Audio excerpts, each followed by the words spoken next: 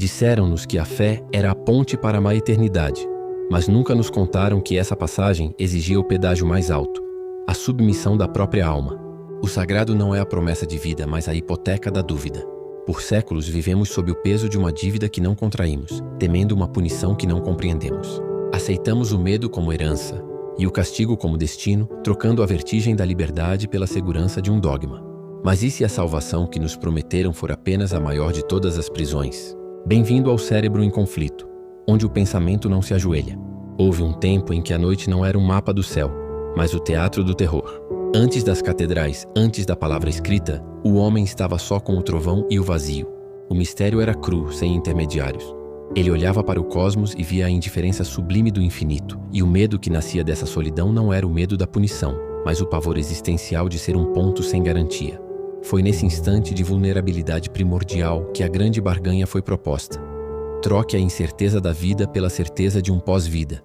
Venda sua dúvida por uma eternidade assegurada. Essa transação não foi um ato de fé, mas de engenharia social. A fé, em sua essência mais pura, é a coragem de abraçar o desconhecido. A religião, como estrutura de poder, é a covardia organizada para dominar o conhecido. Ela se instalou na fenda entre o medo da morte e o desejo de significado. O primeiro grande golpe de gênio do poder institucionalizado foi a criação do pecado original. Não foi apenas um erro de Adão e Eva, foi a fundação de toda essa economia da culpa. Ao nascer, o ser humano já estava em débito.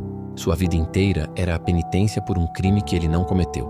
Essa dívida metafísica é o motor perpétuo da obediência. Como se pode ser livre se a própria existência é um erro a ser reparado? O pecado original não foi teológico, foi político. Ele garantiu que a fonte de autoridade estivesse sempre fora do indivíduo, nas mãos daqueles que detinham a chave do perdão e, consequentemente, da salvação. O altar, que deveria ser um ponto de encontro entre o homem e o mistério, transformou-se em um balcão de negociações. A culpa se tornou a moeda corrente mais estável do mundo.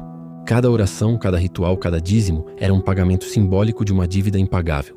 E quem administra a culpa, administra a humanidade. O paraíso e o inferno deixaram de ser conceitos espirituais e se tornaram ferramentas de coerção.